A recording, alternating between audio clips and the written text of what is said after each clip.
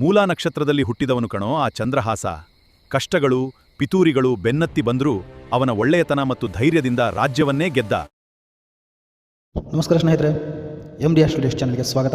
ಇವತ್ತಿನ ಹೊಸ ಕಾರ್ಯಕ್ರಮ ನಿಮ್ಮ ಮುಂದೆ ಪ್ರಸ್ತುತಪಡಿಸ್ತಾ ಇದ್ದೇನೆ. ಈ ಕಾರ್ಯಕ್ರಮ ನಿಮಗೆ ಇಷ್ಟ ಆಗಿದ್ದರೆ ನಮ್ಮ ಚಾನಲ್ನ ಲೈಕ್ ಮಾಡಿ, ಶೇರ್ ಮಾಡಿ, ಕಮೆಂಟ್ ಮಾಡಿ, ಹಾಗೂ ನೀವು ನಮ್ಮ ಚಾನಲ್ ಸಬ್ಸ್ಕ್ರೈಬ್ ಮಾಡಿಕೊಳ್ಳಿದ್ರೆ ಸಬ್ಸ್ಕ್ರೈಬ್ ಮಾಡ್ಕೊಳ್ಳಿ ಅಂತ ಹೇಳ್ತಾ ಬನ್ನಿ ಸ್ನೇಹಿತರೆ. ಕಥೆಯ ಶೀರ್ಷಿಕೆ ಚಂದ್ರಹಾಸನ ನೆರಳು. ಹಳೆಯ ಕಾಲದ ಮಣ್ಣಿನ ಮನೆ. ರಾತ್ರಿ ಪುಟ್ಟದಾದ ರಘುಮೌಳಿ ಅಜ್ಜನ ಬಳಿಯಲ್ಲಿ ಆಸಕ್ತಿಯಿಂದ ಕಥೆಯನ್ನು ಕೇಳುತ್ತಿದ್ದಾನೆ. ಅಜ್ಜ ಉತ್ಸಾಹದಿಂದ ಮೂಲಾ ನಕ್ಷತ್ರದಲ್ಲಿ ಹುಟ್ಟಿದವನು ಕಣು ಆ ಚಂದ್ರಹಾಸ. ಕಷ್ಟಗಳು ತುರಿಗಳು ಬೆನ್ನತ್ತಿ ಬಂದರೂ ಅವನ ಒಳ್ಳೆಯತನ ಮತ್ತು ಧೈರ್ಯದಿಂದ ರಾಜ್ಯವನ್ನೇ ಗೆದ್ದ ಚಂದ್ರಹಾಸ. ಪುಟ್ಟದಾದ ರಘುಮೌಳಿ ಕಣ್ಣರಳಿಸಿ, ಅಜ್ಜ, ನಾನು ಹುಟ್ಟಿದ್ದು ಅದೇ ಮೂಲಾ ನಕ್ಷತ್ರದಲ್ಲಲ್ವಾ? ನಾನು ಕೂಡ ದೊಡ್ಡವನಾದ ಮೇಲೆ ಚಂದ್ರಹಾಸನ್ ತರಾನೇ ಹೀರೋ ಆಗ್ತೀನಿ, ದೊಡ್ಡ ಸಾಧನೆ ಮಾಡ್ತೀನಿ ಅಜ್ಜ, ದೊಡ್ಡ ಸಾಧನೆ ಮಾಡ್ತೀನಿ. ಅಜ್ಜನ ನಗುತ್ತಾ ರಘುವಿನ ತಲೆ ಸವರಿ, ಖಂಡಿತ ಮಗನೇ, ನಿನ್ನ ಹೆಸರಲ್ಲೇ ರಘು ಅಂದರೆ ಶ್ರೀರಾಮನ ಗುಣ ಇದೆ, ಮೌಳಿ ಅಂದರೆ ಕಿರೀಟ ಇದೆ ಅಂತ ತಲೆ ಸವರಿ ಅವನಿಗೆ ಸಮಾಧಾನಪಡಿಸುತ್ತಾನೆ. ಕಾಲ ಕಳೆದಂತೆ ರಘುಮೌಳಿ ದೊಡ್ಡವನಾಗುತ್ತಾನೆ. ಮನೆಯಲ್ಲಿ ದಾರಿದ್ರ್ಯದ ಕುರುಹುಗಳು, ರಘುಮೌಳಿ ಕೈಯಲ್ಲಿ ಪುಸ್ತಕಗಳು, ಅರ್ಜಿ ಕಾಗದಗಳು ಇವೆ. ಮುಖದಲ್ಲಿ ಆಶಾವಾದ ಇದೆ, ಆದರೆ ತಂದೆ ತಾಯಿಯ ಮುಖದಲ್ಲಿ ಆತಂಕ. ತಂದೆ ಕೆಮ್ಮುತ್ತಾ, ರಘು, ವಯಸ್ಸು 35 ದಾಟ್ತು ಕಣೋ, ಕಲ್ಪನೆ ಪ್ರಪಂಚದಿಂದ ಹೊರಗಡೆ ಬಾ ಮಗನೇ. ಪಕ್ಕದ ಬೀದಿಯ ರಾಮಾಯಣ್ ಮಗ ಕೆಲಸಕ್ಕೆ ಸೇರಿ ಮನೆ ಕಟ್ಟಿಸಿದ, ನಿನಗಿನ್ನೂ ಒಂದು ನೆಲೆ ಬೆಲೆ ಸಿಗಲಿಲ್ಲ. ತಾಯಿ ಕಣ್ಣೀರು ಒರೆಸಿಕೊಳ್ಳುತ್ತಾ, ಮೂಲಾ ನಕ್ಷತ್ರ ಅಂತ ಹೆಮ್ಮೆ ಪಡ್ತಾ ಇದ್ವಿ, ಆದರೆ ಮದುವೆ ವಯಸ್ಸು ಮೀರಿ ಹೋಯಿತು. ಬರೋ ಸಂಬಂಧಗಳೆಲ್ಲ ನಿನ್ನ ಕೆಲಸ ಸಂಪಾದನೆ ನೋಡಿ ಬೇಡ ಅಂತಿದ್ದಾರೆ. ಅಮ್ಮ, ಶ್ರಮ ಪಡ್ತಾ ಇದ್ದೀನಿ.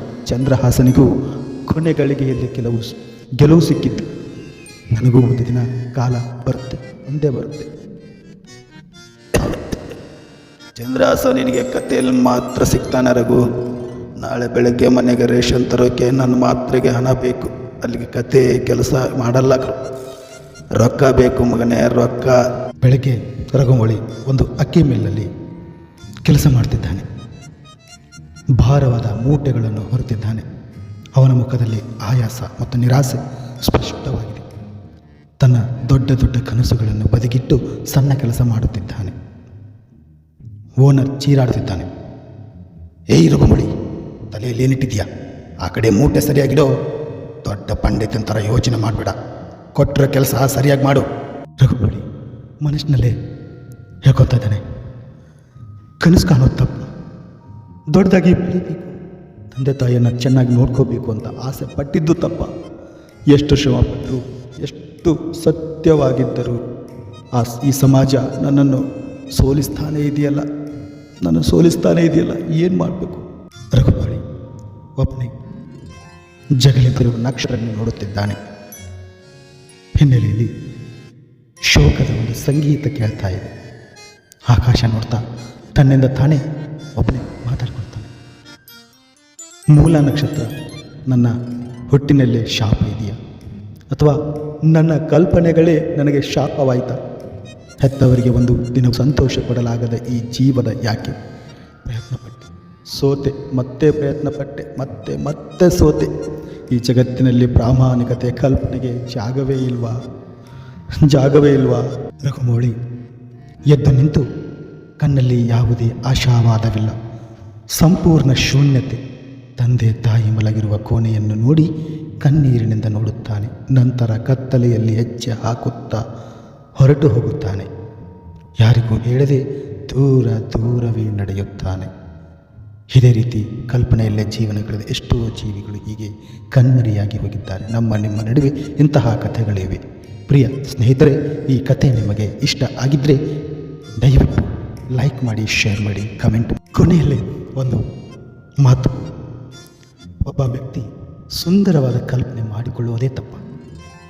ಆ ಕಲ್ಪನೆಯನ್ನು ನನಸು ಮಾಡಲು ಜೀವ ಸವಿಸಿ ಪ್ರಯತ್ನ ಪಡುವುದೇ ತಪ್ಪ. ಖಂಡಿತ ತಪ್ಪಲ್ಲ. ಆದರೆ ಕಲ್ಪನೆ ಮತ್ತು ವಾಸ್ತವದ ನಡುವಿನ ಅಂತರ ಹೆಚ್ಚಾದಾಗ, ಪ್ರಯತ್ನಕ್ಕೆ ಸೂಕ್ತ ಫಲ ಸಿಗದೇ ಹೋದಾಗ ಜನರ ವಾಗ್ದಂಡನೆ ಮತ್ತು ಪರಿಸ್ಥಿತಿಯ ಒತ್ತಡ ಒಬ್ಬ ಮನುಷ್ಯನನ್ನು ಜೀವಂತವಾಗಿಯೇ ಕೊಂದು ಹಾಕುತ್ತದೆ. ಅದಕ್ಕೆ ಸಾಕ್ಷಿ ರಘುಮೌಳಿ ಎಂಬ ಹೆಸರು ಕೇವಲ ಒಬ್ಬ ವ್ಯಕ್ತಿಯದ್ದಲ್ಲ, ದೊಡ್ಡ ಕನಸುಗಳನ್ನು ಕಂಡು ವಾಸ್ತವದ ಪೆಟ್ಟಿಗೆ ಸಿಲುಕಿ ಕಣ್ಮರೆಯಾದ ಸಾವಿರಾರು ಶ್ರಮ ಜೀವಿಗಳ ಸಂಕೇತವೇ ಈ ರಘುಮೌಳಿ. ಪ್ರಿಯ ಸ್ನೇಹಿತರೆ, ನಿಮ್ಮ ನಡುವೆ ಇಂತಹ ವ್ಯಕ್ತಿಗಳು ಕಂಡು ಕಣ್ಮರೆಯಾಗಿ ಹೋಗಿದ್ದಾರೆ. ನಮಸ್ಕಾರ ಸ್ನೇಹಿತರೆ, ಮತ್ತೊಂದು ಕಥೆಯೊಂದಿಗೆ ಭೇಟಿಯಾಗ್ತೀನಿ. ನಮಸ್ಕಾರ ನಮಸ್ಕಾರ ನಮಸ್ಕಾರ. ಆಸೆ ಎಂಬ ಬಿಸಿಲು ಕುದುರೆ ಏಕೆ ಏರುವೆ, ಮರಳುಗಾಡಿನಲ್ಲಿ ಸುಮ್ಮನೇಕೆ ಅಲೆಯುವೆ. ದುರಾಸೆ ಏತಕೆ, ನಿರಾಸೆ ಏತಕೆ, ಅದೇನೆ ಬಂದರೂ ಅವನ ಕಾಣಿಕೆ.